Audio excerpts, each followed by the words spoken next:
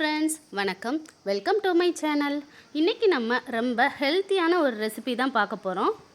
வரகரிசியை நல்லா ஊற வச்சு பால் எடுத்து அதிலிருந்து ஒரு புதுவிதமான ரெசிபி தான் நம்ம பார்க்க போகிறோம். வாங்க எப்படி செய்யலான்னு பார்க்கலாம். நான் இந்த ரெசிபி செய்கிறதுக்கு 1 கப் அளவுக்கு வரகரிசி எடுத்திருக்கேன். வரகரிசி, குதிரைவாலி அரிசி, தெனை அரிசி, சாம அரிசி எல்லாமே ஏறக்குறைய ஒரே மாதிரி தான் இருக்கும். இதில் நம்ம வரகரிசியை வச்சு இப்போ நம்ம இந்த ரெசிபி செய்ய போகிறோம். இதுக்கு முதல்ல 1 டம்ளர் அளவுக்கு வரகரிசியை எடுத்துட்டு அதில் நல்லா ஒரு 4-5 தடவை நல்லா கழுவி சுத்தம் பண்ணி எடுத்துக்கலாம். 4-5 தடவை நல்லா கழுவுறனால அழுக்கு தூசி எல்லாம் நல்லா போயிடும். இதை அப்படியே ஒரு 4 மணி நேரம் ஊற வச்சு எடுத்துக்கலாம். முடிஞ்சால் ஓவர் நைட் ஊற வச்சு எடுத்துக்கோங்க. நல்லா ஊறத்தான் இதில் நம்ம பால் எடுக்கிறதுக்கு ஈஸியாக இருக்கும். இப்போ இதை நல்லா கழுவுனதுக்கு பிறகு இதில் ஒரு 2 டம்ளர் அளவுக்கு தண்ணி ஊற்றி ஓவர் நைட் ஊற வச்சு எடுத்துக்கலாம். இப்போ நல்லா ஊறின வரகரிசி இந்த மாதிரி நல்லா ஊறி இருக்கும். இதை அப்படியே நம்ம ஒரு மிக்சி ஜாருக்கு மாற்றிடுவோம். தண்ணியை மட்டும் வடித்து எடுத்துட்டு ஒரு மிக்சி ஜாருக்கு மாற்றிடுங்க. இப்போ 1 கப் அளவுக்கு மட்டும் தண்ணி சேர்த்துட்டு மிக்சியில் நல்லா ஃபைனாக அரைச்சி எடுத்துக்கலாம். இது ஓவர் நைட் ஊற வச்சதுனால மிக்சியில் நல்லா ஃபைனாக அரைச்சி எடுத்துக்கலாம். நல்லாவும் அரைப்பட்டுரும். இப்போ ஒரு பவுலில் நம்ம வடிகட்டி எடுத்துக்க போகிறோம். இதில் வடிகட்டுறனால குருணை திப்பியாக எதுவும் இருந்தால் கூட இதுலேயே நம்ம வடிகட்டி வந்துடும். நல்லா அரைக்காமல் இருந்தால் கூட இன்னொரு தடவை கொஞ்சம் தண்ணி விட்டு பால் எடுத்து வச்சுக்கலாம். ஓவர் நைட் ஊற வச்சதால் எல்லாமே நல்லா அரைஞ்சிரும். பாருங்கள், எந்த விதமான தூசி எதுவுமே இல்லை.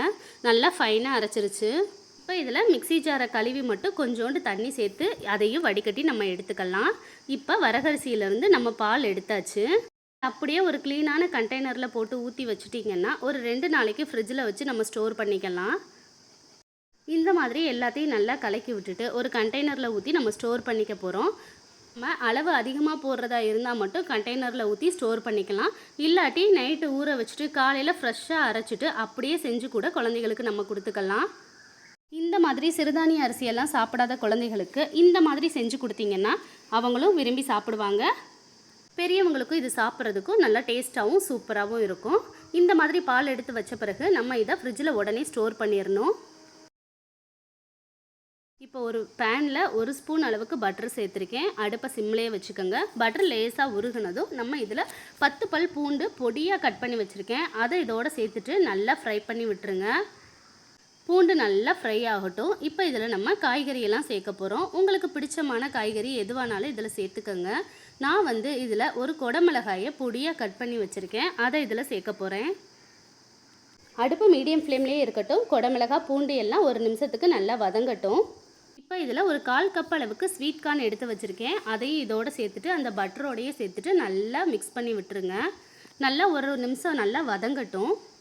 இது கடையில் கிடைக்கிற ஸ்வீட் கார்ன் சூப்பு மாதிரியே இருக்கும். நம்ம வரகரிசியில் ஹெல்த்தியாக செய்ய போகிறோம். இப்போ இதில் ஒரு பிஞ்ச் அளவுக்கு மஞ்சத்தூள் சேர்த்துட்டு நல்லா கிளறி விட்டுருங்க.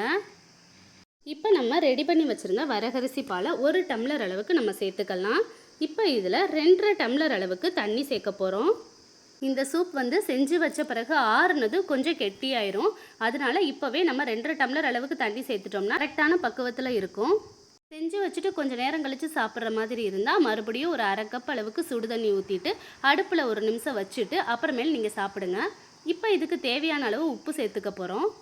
அடுப்பை மீடியம் ஃப்ளேம்லேயே வச்சுட்டு கைவிடாமல் ஒரு 2 நிமிஷம் நல்லா கிளறி விட்டுக்கிட்டே இருக்கணும்.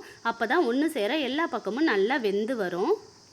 இந்த அளவுக்கு நல்லா திக்கானதும் நம்ம அடுப்பை ஆஃப் பண்ணிவிட்டு ஒரு கைப்பிடி அளவுக்கு கொத்தமல்லி இலையை தூவி விட்டு 1 ஸ்பூன் மிளகுத்தூளை நல்லா தூவி விட்டு இறக்குனா ஒரு சூப்பரான வரகரிசி பால் சூப் ரெடி ஆயிடுச்சு.